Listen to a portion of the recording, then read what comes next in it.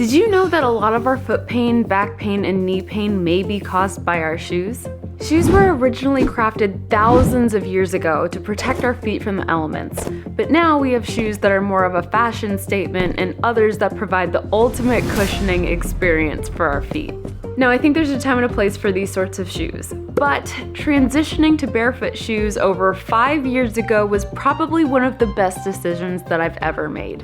So what's the problem with modern shoes? Modern shoes often have thick, inflexible soles, raised heels, and a constricting design with a narrow toe box. This lack of flexibility in that narrow toe box compromises natural movement, and a raised heel robs you of your natural spring. And it seems like shoes have more cushion than they ever have before. This is all making our feet weaker, and having weak feet keeps us buying more supportive shoes. Poor foot health is a major contributor to a lot of the issues that work their way up the kinetic chain. So your ankles, knees, hips, and spine can all be impacted by weak feet. Barefoot shoes bring us back to the basics. They have a wide toe box so your feet can splay naturally. They have thin, flexible soles so you can feel connected to the earth. And they have what's called a zero drop heel so that your heels are in line with the balls of your feet. Barefoot shoes aim to allow you to move your feet the way that you would if you were barefoot. Shocker. So I jumped on the barefoot shoe bandwagon over 5 years ago after reading Katie Bowman's book, Move Your DNA. It is a great book and I highly recommend it to anybody who is interested in learning more about natural movement. These were pretty popular at the time, and while they are comfortable to walk in, they're not the most socially acceptable shoe. This prompted me to get my first pair of Vivo Barefoot shoes, which are a little more socially acceptable, minus the fact that these particular ones are neon.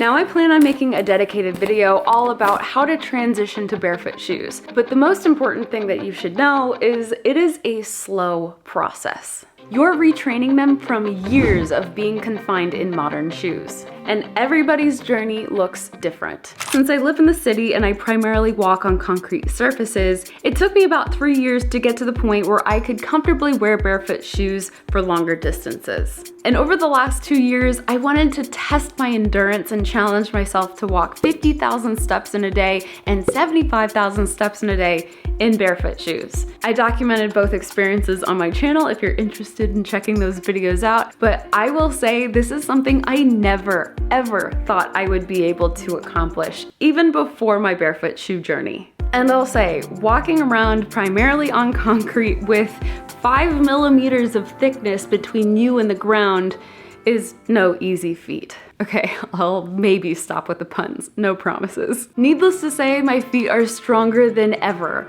but there have been a few surprising changes along the way. Let's get the obvious change out of the way. I cannot stand how my feet feel when I wear traditional shoes. So I'll wear heels if I have to go to a fancy event, but I am so much more aware of how smushed and confined my toes feel, and I feel really disconnected and just far away from the ground. And honestly, I've never been very good at walking around in heels, so this is just a skill I'm probably never really gonna develop.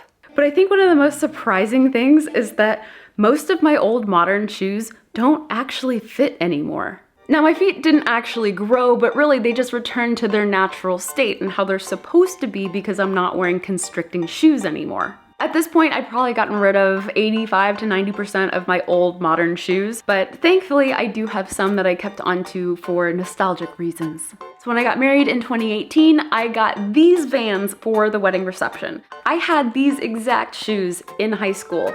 They don't make them anymore, so I got them custom made. I was so excited. And they don't fit. If I put my foot up to the heel, it's pretty clear that these shoes are far too small. I'll go ahead and put these shoes on, but I want you to know that my toe is jammed to the very, very front of the shoe. It is so uncomfortable. I kind of freaked out when I realized the majority of my old shoes didn't fit anymore.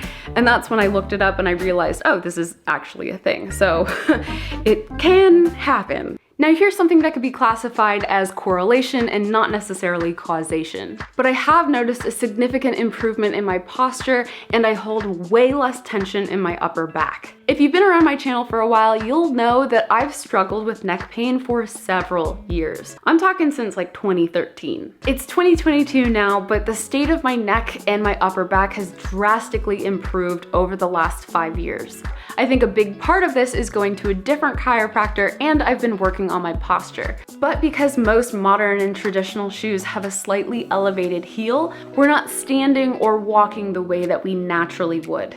And as I mentioned earlier, these little changes can work their way up the kinetic chain. So I don't think barefoot shoes are the sole reason for my neck pain improving, but I think they have played a role, particularly with the zero drop heel.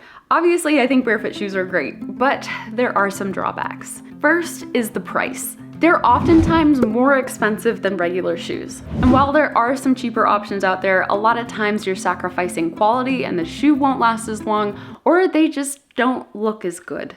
Something a lot of people complain about with barefoot shoes is that the sole of the shoe wears out faster than their traditional counterparts. And I think it's more noticeable because barefoot shoes have significantly thinner soles. So because there's not that much material there to begin with, they're going to wear down faster. Another drawback is style. Now this is all personal preference, but you do have the barefoot look, but some barefoot shoes also look kind of like clown shoes. Thankfully these days there are brands that have come out with some really great looking models that don't scream, "Hey, I'm wearing barefoot shoes."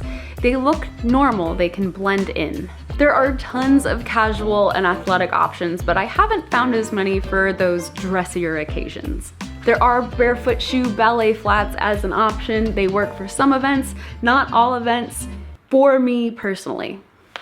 If you're interested in starting your barefoot shoe journey, there are so many great shoe brands to try out. My personal favorite barefoot shoe brands are Vivo Barefoot and Fieldgrounds. I think Vivo Barefoot uses more durable and sustainable materials, and they also have a wider selection of models. And Fieldgrounds make shoes that look most similar to modern shoes, so I think they blend in a little bit better. They're insanely comfortable, and I do think that the toe box is just a little bit wider. Like I said, there's so many great barefoot shoe options out there, but if you are interested in Vivo Barefoot or Fieldgrounds, I do have some links and discount codes in the description below. Our feet are our foundation, and this journey has helped me really appreciate just how important our foot health is to our overall well-being. I never realized how weak my feet had become, and I am amazed at how strong they are now. So as cheesy and as cliche as it sounds, wearing barefoot shoes really has changed my life for the better.